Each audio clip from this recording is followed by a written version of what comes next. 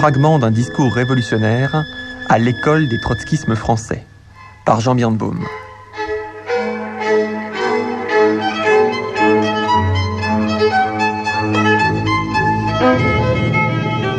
Aujourd'hui, il faut être à leur côté, dans le brasier algérien.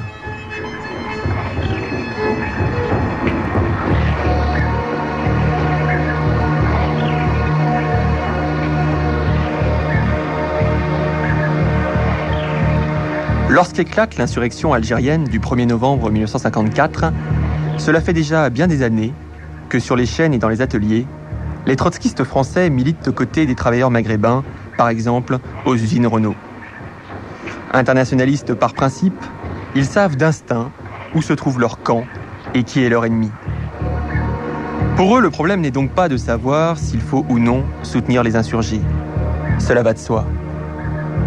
Mais bien plutôt de déterminer les formes, les limites et les éventuelles conditions de ce soutien. Qui appuyer d'abord, alors qu'une guerre dans la guerre ravage bientôt les rangs du nationalisme algérien? Et surtout, jusqu'où aider? De la simple agitation anticolonialiste à une vraie solidarité logistique. Si tous les courants trotskistes prônent la fraternité des peuples par-delà la Méditerranée, les réponses qu'ils apportent à ces différentes questions sont loin de converger. Les uns se contentant de diffuser des tracts, les autres poussant l'appui inconditionnel jusqu'au transport de fonds et même jusqu'à la fabrication massive de matériel militaire.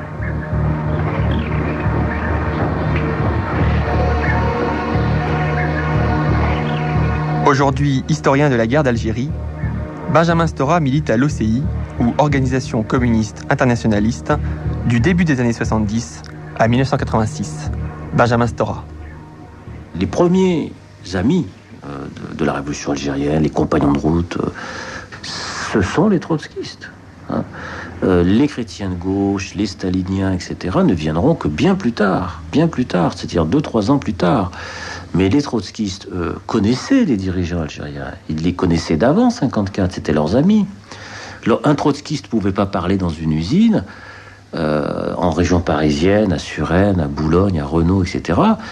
Le seul moment où les trotskistes pouvaient s'exprimer, c'était lorsque les Algériens se mettaient devant et disaient « vous les laissez parler ». Et à ce moment-là, la CGT reculait. C'était les nationalistes algériens, c'était les colonisés qui les protégeaient, parce que c'était leurs alliés fidèles. Ce qui fait que quand la guerre éclate, que le gouvernement français dissout toutes les organisations et que tout le monde plonge dans la clandestinité, et c'est de l'ordre de l'évidence que ce soit les trotskistes qui impriment les tracts, les sortent en arabe, les diffusent dans les usines, protègent les militants, les hébergent clandestinement, organisent les filières, etc. Et dans le fond, ce n'est qu'à partir de 56, lorsque le PCF à l'été 56, lorsque le PCF va tourner, comme on dit politiquement, sur la guerre d'Algérie, qu'on va voir apparaître les intellectuels critiques du PCF former ce qu'on appelle les réseaux des porteurs de valises. Mais avant, pendant 2 ans, il n'y avait pas. Les seuls qui se font arrêter, pourchasser, emprisonner, etc., et leurs journaux saisis, je ne sais combien de fois, ce sont les trotskistes. Je ne parle même pas de la SFIO, etc. Enfin, c'est vraiment les 2 ans et demi à contre-courant. Et il est évident qu'à partir, disons, des années 57-58, la relève est prise par d'autres intellectuels, donc comme Pierre Vidal-Naquet, Madeleine Reberiou, qui est dans la mouvance du PCF. Madeleine Reberiou était militante du Parti communiste. Et là, on va assister à une espèce de relégation mémorielle des trotskistes, en oubliant, par exemple, que le comité Maurice Audin, il a été créé par un trotskiste, Laurent Schwartz. À mon sens... les trotskistes ont été les seuls à sauver l'honneur de l'anticolonialisme français, je veux dire, à cette époque-là. Pourtant, tous les trotskistes ne font pas le choix d'aider directement et matériellement les insurgés algériens. Michel Rodinson, membre du comité exécutif de l'Union communiste, plus connu sous le nom de Lutte ouvrière. Michel Rodinson. Vous savez, c'était un petit groupe qui n'avait pas vraiment d'activité spécifique sur la question de la guerre d'Algérie. Déjà, le fait de faire des tracts dans les entreprises à l'époque pour s'adresser aux travailleurs français et exprimer une solidarité avec le peuple algérien, c'était déjà quelque chose pour un petit groupe d'important et que personne ne faisait d'ailleurs. parce qu'on se heurtait quand même évidemment à des sentiments, je dirais, nationalistes, anti-algériens. Donc déjà faire ce travail de propagande pour expliquer que les travailleurs de France devaient se sentir du côté du peuple algérien contre leur propre gouvernement, c'était déjà quelque chose d'important. Moi, au PSU, j'ai rencontré des militants qui faisaient de l'aide au FLN. Bon, on le savait, même si évidemment ils ne le criaient pas sur les toits, mais à l'Union communiste, on pensait que ce n'était pas notre rôle de faire ça, que notre rôle spécifique en tant qu'Union communiste, internationaliste, etc., c'était justement d'intervenir sur une autre ligne politique que la simple aide à un mouvement nationaliste qui n'avait pas vraiment besoin de cette aide, qui avait, pour porter les valises ou pour transférer de l'argent, il trouvait les aides qu'il lui fallait. Et nous, on avait un autre rôle politique, spécifique à jouer, que personne n'aurait joué à notre place. Arlette Laguiller, également membre du comité exécutif de Lutte ouvrière, anciennement Voix ouvrière. Arlette Laguiller. Voix ouvrière, c'est rien, c'est quelques dizaines de personnes dans tout le pays. C'est pas du tout la force qu'avaient les deux bouts de la 4e internationale, qui étaient effectivement des grosses organisations par rapport à un petit groupe comme Voix ouvrière. Donc ça se pose pas pour ce petit groupe de faire, par exemple, comme certains peut-être l'ont choisi, de l'aide au FLN ou des choses comme ça. Alors, on a des avis, on soutient inconditionnellement le peuple algérien, mais on dit ce qu'on pense du FLN, on critique beaucoup de choses de sa direction tout en soutenant, mais on cherche à construire un parti dans la classe ouvrière et on est un tout petit groupe de quelques dizaines d'individus qui essayons... en se faisant taper dessus par les saliniens, de défendre nos idées à la porte des entreprises et bien sûr d'essayer de toucher les travailleurs de France sur ce problème de la guerre d'Algérie par ce qu'on peut dire et écrire, quoi.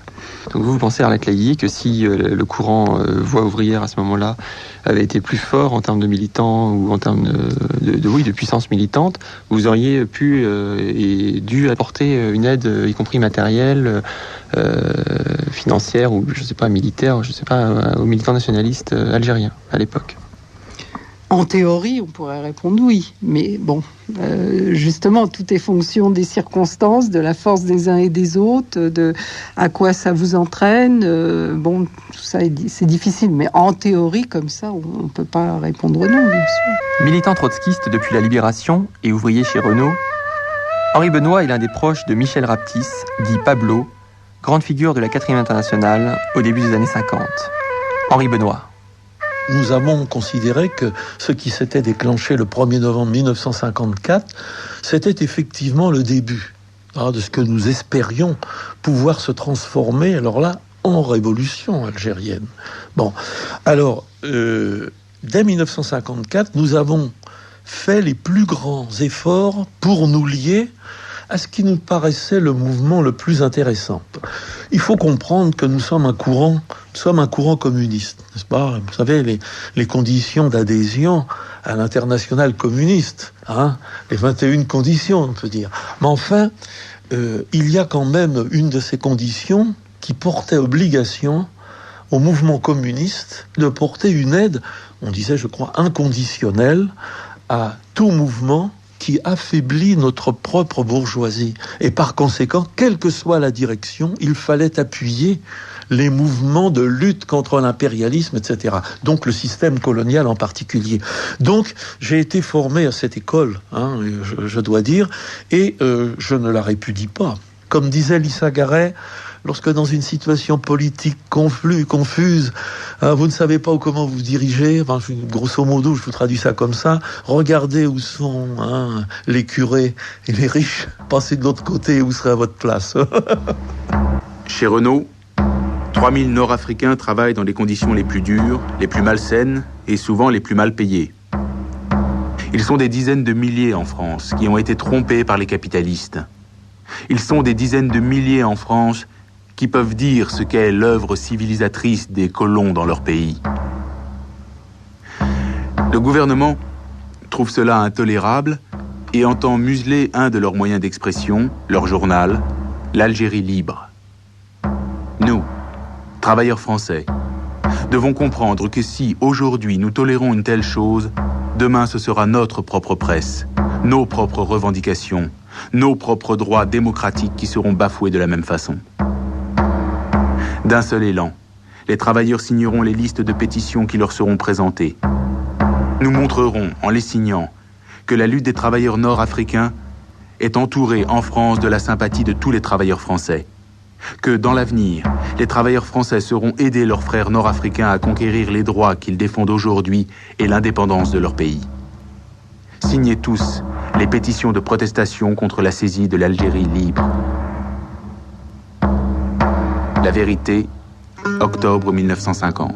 En 1952, lors de la crise dite du pablisme, la petite section française de la 4e internationale se scinde en deux tendances, lesquelles choisissent bientôt de soutenir deux courants différents au sein de la résistance algérienne. Les fidèles de Pablo, d'une part, opteront pour le FLN, ou Front de Libération Nationale, tandis que les militants du groupe Lambert, d'autre part, se rangent derrière le MNA, ou Mouvement National Algérien. Benjamin Stora. La première épreuve politique majeure que traverse le mouvement trotskiste dans sa scission, c'est la guerre d'Algérie. Pourquoi les uns ont choisi le MNA, les autres ont choisi le FLN? Pourquoi Lambert, pas seulement Lambert, mais ceux qui étaient avec Lambert ont choisi Messali? Pour une raison évidente, c'est que Messali, c'est l'histoire du nationalisme algérien. Il est le fondateur, il est considéré comme le fondateur de la première organisation indépendantiste algérienne, c'est-à-dire l'Étoile nord-africaine en 1926. Et Lambert, La Vérité, le journal de l'OCI ne va cesser de se référer à cela. C'est-à-dire, il est celui qui a porté sur ses épaules la continuité des générations qui ont combattu le colonialisme. C'est une raison centrale, c'est-à-dire qu'on ne lâche pas celui qui a été le premier. Seconde raison essentielle, Messali a été un opposant irréductible, acharné aux staliniens. C'est-à-dire que Messali rentre, comme on le sait, au PC brièvement en 25-26, il va rompre avec eux très vite en 27-28, et après, il va devenir un adversaire politique acharné du stalinisme dans la construction de son organisation. Ce qui fait qu'au lendemain de la Seconde Guerre mondiale, en 45-47, il est évident, normal et légitime de retrouver les trotskistes aux côtés de Messali. Progressivement, le PCF va prendre position pour le FLN, du point de vue politique. Alors là, ça renforce la conviction de départ d'avoir eu raison, en disant on a bien fait de rester avec le MNA. La preuve, c'est que le PCF et ses intellectuels français se mettent du côté du FLN, par l'intermédiaire de gens comme Janson, Mandouze, etc. C'est-à-dire qu'il y a les chrétiens de gauche, qui étaient pour les compagnons de route du PCF.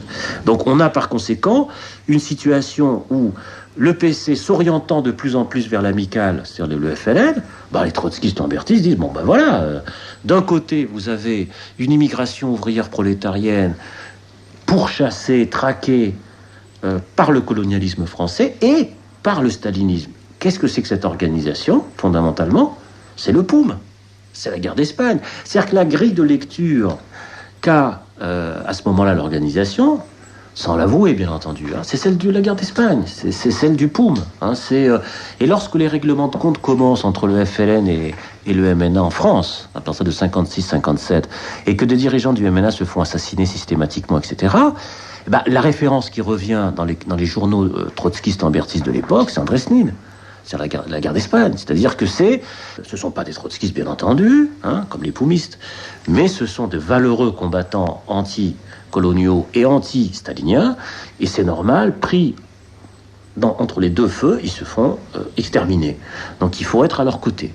Bientôt, pourtant, et après l'affaire Bellounis, du nom d'un chef de maquis messaliste accusé d'avoir trahi la résistance algérienne, le MNA est écarté de fait. Et les trotskistes français engagés dans le soutien au FLN se retrouvent quasiment seuls à soutenir concrètement les insurgés. Ouvrier aux usines Chausson, Pierre Avaux est bientôt l'homme orchestre de cette activité clandestine. Pierre Avaux. Je suis devenu spécialiste des faux papiers parce que j'avais des dispositions, c'est-à-dire j'ai toujours eu un bon coup de crayon, j'avais des dispositions pour le dessin et on a commencé à étudier ce genre de problème puisqu'ils avaient des besoins. Et j'ai appris donc à confectionner, à les remplir, c'est-à-dire mettre les photos, les œillets, les tampons, les choses comme ça. Mais je ne l'ai pas fait que ça, puisque comme il fallait que ça franchisse la frontière, même par la poste, au bout d'un certain temps, il y avait un contrôle, hein, et c'est comme ça que les gens avaient été arrêtés. Donc on a mis sur pied une imprimerie à Paris. Donc location de locaux, on en a loué plusieurs, hein, des endroits différents, on en changeait aussi, achat de machines, fabrication de leurs bulletins à la presse, les bulletins intérieurs du FLN, leurs publications, leurs déclarations, etc., etc. Et au bout d'un certain temps, on m'a dit il faut tu quittes le boulot, il y a trop de travail.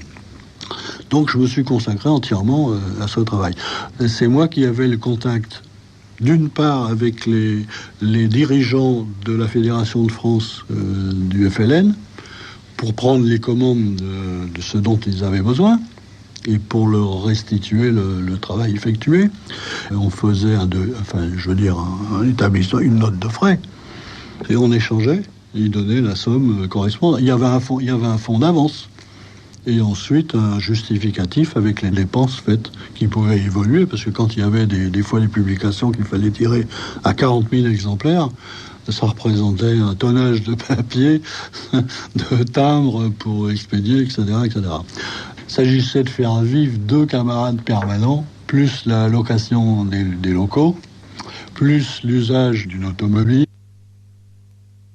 Il leur faut des Français, des jeunes femmes, des choses pour transporter leurs trucs, que ce soit des documents, que ce soit l'argent. Toutes les collectes qui étaient faites par les Algériens eux-mêmes jusqu'à un certain niveau, hein, dans les quartiers essentiellement algériens, c'est eux-mêmes qui pouvaient le faire. Mais quand il fallait centraliser ça et le transporter de province à Paris et de Paris à l'étranger, ils n'ont pas fait ça longtemps eux-mêmes, hein, parce que des Algériens qui se baladaient avec des grosses valises, ça devenait très difficile. Henri Benoît. Le premier numéro imprimé de El Moudjahid qui est arrivé. On me dit, il va y avoir la livraison de 9 valises énormes. La preuve, c'est que lorsque j'ai pris la valise dans le taxi, n'est-ce pas, pour sortir une valise, la poignée m'est restée dans la main. Elle faisait entre 50 et 60 kilos. Et il y en avait 9. Et la constitution de ce journal qu'il fallait ensuite répartir dans différents lieux de Paris, dans des hôtels, dans des boutiques, n'est-ce pas? Bon, on a eu aussi des camarades qui ont géré des boutiques, n'est-ce pas, dans lesquelles nous pouvions livrer. Et c'était la livraison qui se faisait par l'intermédiaire des gens. Voilà, un colis qui arrive, un colis qui est pris, etc. Voilà, bon.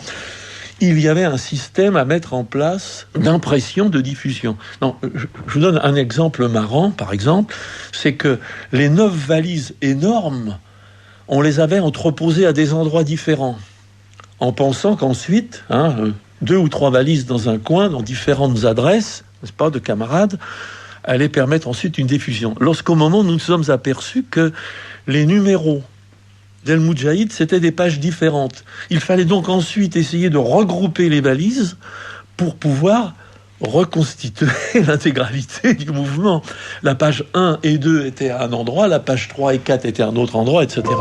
Fil en aiguille, et de l'impression de journaux au transport de fonds, les membres de la 4e internationale enrichissent et peaufinent leur structure de soutien au FLN, jusqu'à mettre sur pied une véritable usine d'armement au Maroc. Pierre Avaux. Les Algériens nous ont sollicité, pas la petite organisation française, mais l'organisation internationale, la 4e, pour fabriquer des armes. On a monté une usine d'armes au Maroc. Ça a mobilisé des gens dans plusieurs sections de la 4e internationale, des Allemands, des Hollandais, des Belges, des Grecs, etc. Des gens qualifiés, c'est-à-dire un peu ingénieurs, mécaniciens, la recherche de plans, parce qu'il fallait aussi fabriquer un certain modèle d'armes, il fallait soit des modèles pour les démonter et les reproduire, soit obtenir des plans. Donc ça a été fait petit à petit. Mais déjà en 58, il y a une usine qui fonctionnait. À la frontière algérienne, il y a eu 5 unités au total. hein. Alors, dans cette usine-là, ils fabriquaient des grenades. Ils ont commencé à fabriquer des choses très simples, parce que des grenades défensives, c'est de la fonte, hein. Bon, il suffit de couler la fonte dans des moules, et puis après de mettre de la poudre dedans, et puis de mettre un détonateur. Alors, les choses un peu délicates étaient achetées à l'extérieur. Les détonateurs, mais c'était facile à transporter, parce que c'est des tout petits objets, hein. Mais après, il a commencé une fabrication complexe, c'est-à-dire des mortiers d'infanterie. C'est un tumulus, il y a une plaque de couche, il y a un réglage pour l'orientation, etc. Et il y a encore le système optique pour la direction. Ça, c'est un système qui venait aussi de l'extérieur, qui n'était pas capable de fabriquer. Et alors, le plus compliqué, c'est qu'ils ont fabriqué un pistolet mitrailleur, ce qu'on appelle une mitraillette, etc., qui était un modèle dont les plans ont été acquis ou dérobés, ça je ne sais pas le détail, en Belgique. Moi, j'ai des photos qui montrent une réunion à la sortie du 5 millième pistolet mitrailleur. Réunion à laquelle participe Pablo, qui fait un discours, etc., qui a même été enregistré. J'ai même eu la bande, mais je ne sais pas ce qu'elle est devenue. Ce qui a créé des illusions, c'est le fait que les dirigeants de la Fédération de France qu'on côtoyait étaient des militants algériens qui étaient des ouvriers, essentiellement d'une part des Kabyles. C'est un détail sur lequel on passait, qu'on occultait à cette époque-là, parce que, par principe, on ne voulait pas faire de distinction, etc. Ensuite, qui était, disons, occidentalisé et intégré au mouvement ouvrier, syndiqué à la CGT, dont certains étaient adhérents au Parti communiste français. Bon, on faisait un peu de volontarisme aussi, c'est-à-dire, quand on est révolutionnaire, on est optimiste.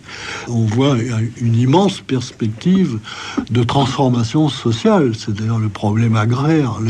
Avec un discours du FLN, dans leur texte, faut penser aussi que leur texte était un peu dirigé vers l'opinion française, hein.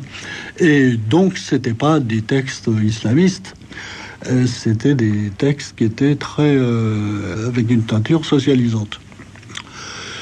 Notre position, c'est l'espoir que la poussée, le mouvement révolutionnaire, la poussée des masses, les initiatives populaires, etc., contrebalancent les directions bureaucratiques, etc., etc.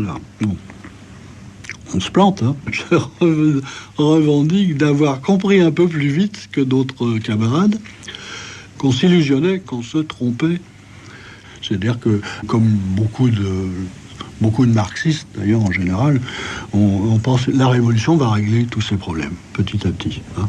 Les problèmes ethniques, les problèmes... Comme on va faire une société sans classe, hein, on va résoudre tous les problèmes qui ne sont que des problèmes de superstructure, n'est-ce pas? C'est des problèmes de les religions, les langues, tout ça va trouver... Les femmes, hein, problème de la libération des femmes, la révolution va régler tout ça.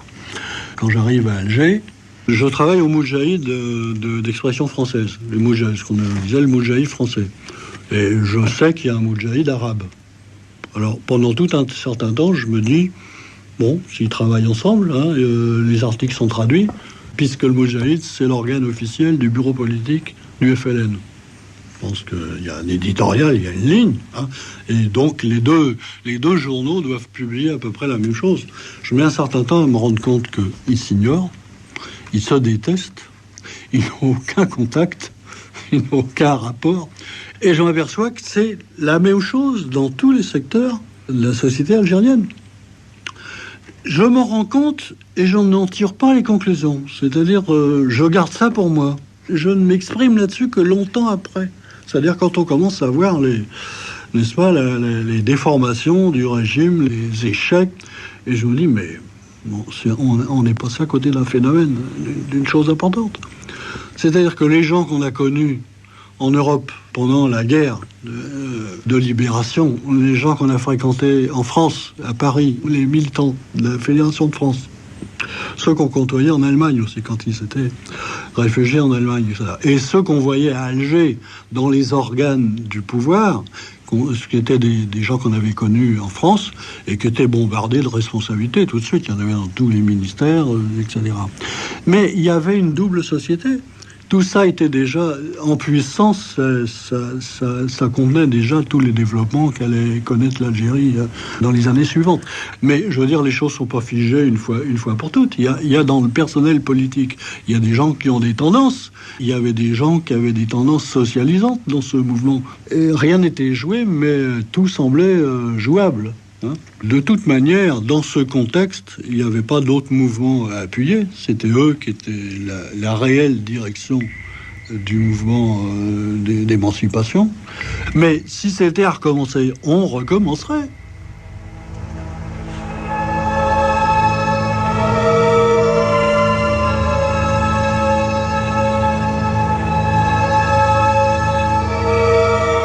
Fragment d'un discours révolutionnaire à l'école des trotskismes français. Texte lu par Benoît Schwartz. Équipe de réalisation Frédéric Quéroux, Philippe Carminati, Éric Villenfin et Brigitte Bouvier. Préparé par Myriam Ankawa. Une émission de Jean Birnbaum.